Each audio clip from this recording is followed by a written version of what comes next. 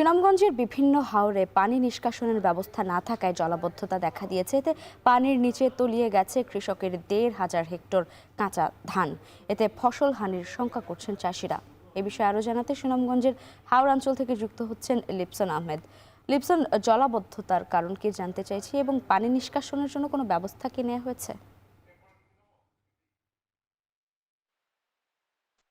লাইবা মূলত হাওরের সুখ দুঃখ আনন্দ বেদনা এই ধান উৎপাদনকে ঘিরে। যদি কৃষকরা এই ধান অর্থাৎ তাদের কষ্টের যে ফসলটি গড়ে তুলতে পারলেই তাদের মুখে হাসির ঝিলিক ফুটে। তবে আমরা দেখেছি চলতি বছর অর্থাৎ আমরা দেখেছি মার্চ মাস থেকে কিন্তু এই জেলায় বৃষ্টিপাত শুরু হয়েছে, এখনো কিন্তু বৃষ্টিপাত অব্যাহত রয়েছে। প্রত্যেক দিনই কিন্তু আসলে বৃষ্টিপাত থাকায় কিন্তু সুনামগঞ্জের যে ১৩৭টি হাওরে বোরো ধান কৃষকরা রোপণ করেছিলেন সেই অধিকাংশ হাওরেই কিন্তু ইতিমধ্যে জলাবদ্ধতা দেখা দিয়েছে, যার ফলে আমরা যদি বলি দেকার হাওর, মাটিয়ান হাওর সহ বিভিন্ন হাওরে জলাবদ্ধতা থাকায় কিন্তু আসলে কৃষকদের যে সোনালী ধান সেটি কিন্তু ধীরে ধীরে তলিয়ে যাচ্ছে, যার ফলে কিন্তু আসলে অনেকটাই দুশ্চিন্তার মধ্যে পড়েছেন এখানকার কৃষকরা। তবে তারা যেটি বলছেন, যেহেতু হাওরে অপরিকল্পিত বাঁধ কিন্তু এর বড় একটি কারণ, বাঁধ হয়তো ফসল রক্ষার জন্যই কিন্তু আসলে এই বাঁধ নির্মাণ, তবে সেই বাঁধই কিন্তু এখন তাদের কাল হয়ে দাঁড়িয়েছে। তারা যেটি বলছেন যে ইতিমধ্যে হাওরে বাঁধ নির্মাণ করা হলেও কিন্তু বৃষ্টির পানি অর্থাৎ যেহেতু হাওরে